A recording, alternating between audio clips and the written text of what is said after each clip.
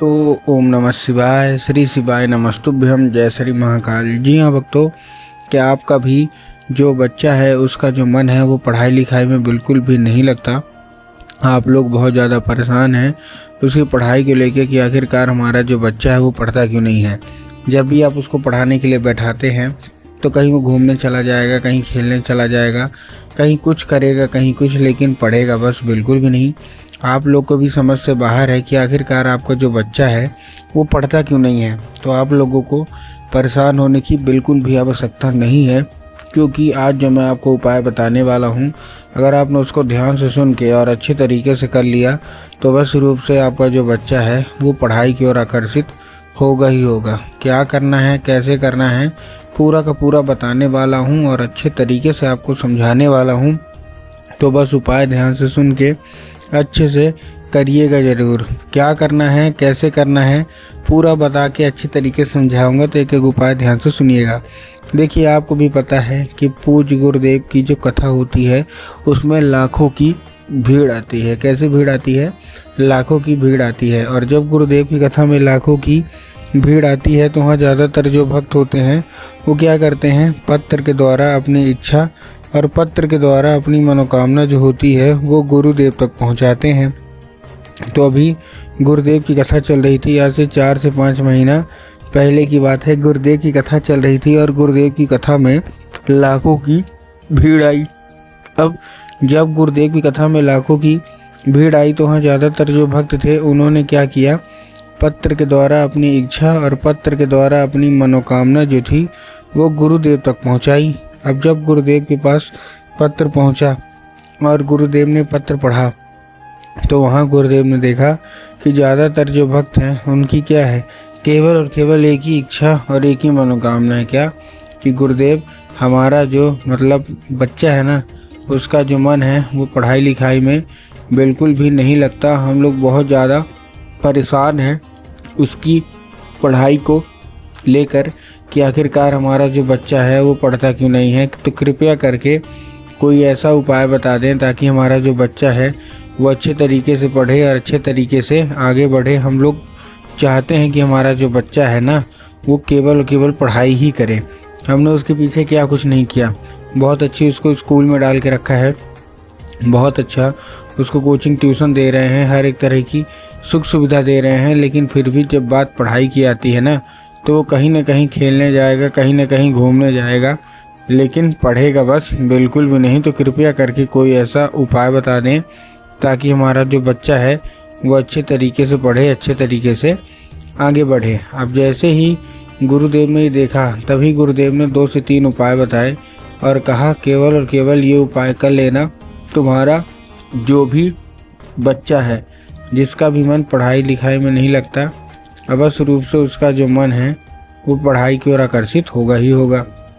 और बिना कुछ बोले, बिना कुछ कहे, केवल और केवल पढ़ाई ही पढ़ाई करेगा।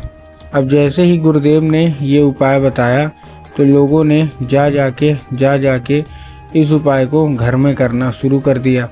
अब जैसे ही लोगों ने जा जाके इस उपाय को घर में करना शुरू कर दिया, वही लोग गुरुदेव की कथा में मात्र 1 से 1.5 महीने के बाद वापस आए। अब जब वही लोग गुरुदेव की कथा में वापस आए तो उन्होंने फिर से देखा और फिर से एक बार पत्र लिखा गुरुदेव को, लेकिन ये वाला जो पत्र था ना, ये गुरुदेव को धन्यवाद के रूप में पत्र था कि गुरुदेव धन्य हो आपका, आपके द्वारा बताया गया उपाय हमने कर लिया है, हमारी सारी इच्छा, सारी वो मनोकामना है वो भी पूरी हो गई है, आपका कोटि कोटि धन्यवाद। तो देखिए, जो लोग भी मेरी आवाज़ अभी सुन रहे हैं ना, अगर आपको भी जानना है कि आखिर ऐसा कौन सा उपाय है जिसको करने मात्र से इच्छा मनोकामना जो है वो पूरी हो जाती है, तो चलिए हम बताते हैं आपको आज की इस वीडियो के माध्यम से कि आपको करना क्या है। तो बस उपाय ध्यान से सुन के अच्छे से करिएगा ज़रूर।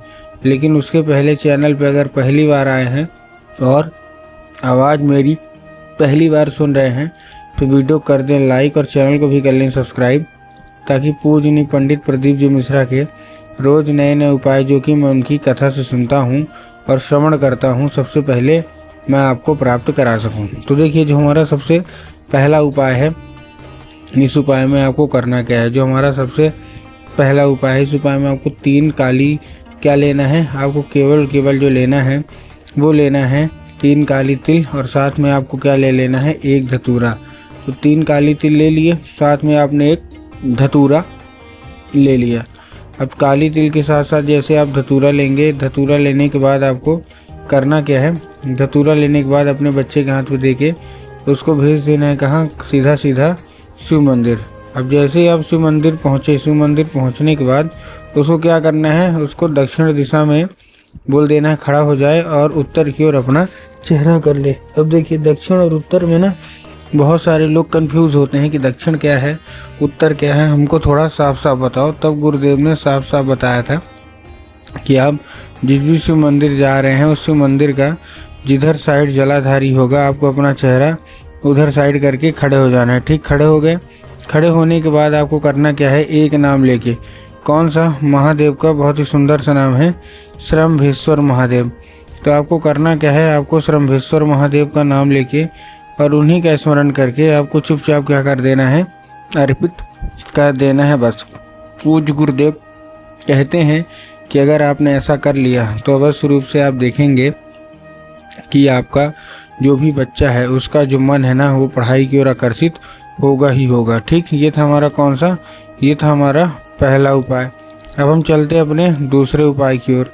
अब देखिए जो हमारा दूसरा उपाय है, इस उपाय में आपको करना क्या है, इस उपाय में सिंपल सा आपको एक काम करना है, केवल और केवल क्या करना है, देखिए इस उपाय में जितनी भी माताएं हैं आपको लेना है, आपको एक लाल फूल लेना है और लाल फूल के साथ साथ आपके घर में माता सरस्वती की फ़ोटो या मूर्ति होना अति अनिवार्य है। अगर आपके घर में माता सरस्वती की फ़ोटो या मूर्ति है तब तो अच्छी बात है, लेकिन अगर आपके घर में माता सरस्वती की फ़ोटो या मूर्ति नहीं है तो आपको बाज़ार जाना है, माता सरस्वती की फ़ोटो या मूर्ति लाना है और अपने घर में क्या करना है, स्थान दे देना है। ठीक, दे दिया स्थान देने के बाद आपको शाम के वक्त में जब भी आपके घर में पूजा पाठ होती है तो आपको क्या करना है, उस अर्पित करना है और माता से उसको औषधि के रूप में मांगना है कि माता कृपया करके हमको इसको औषधि के रूप में प्रदान करिए। अब क्या होगा, अब वो औषधि का रूप ले लेगा।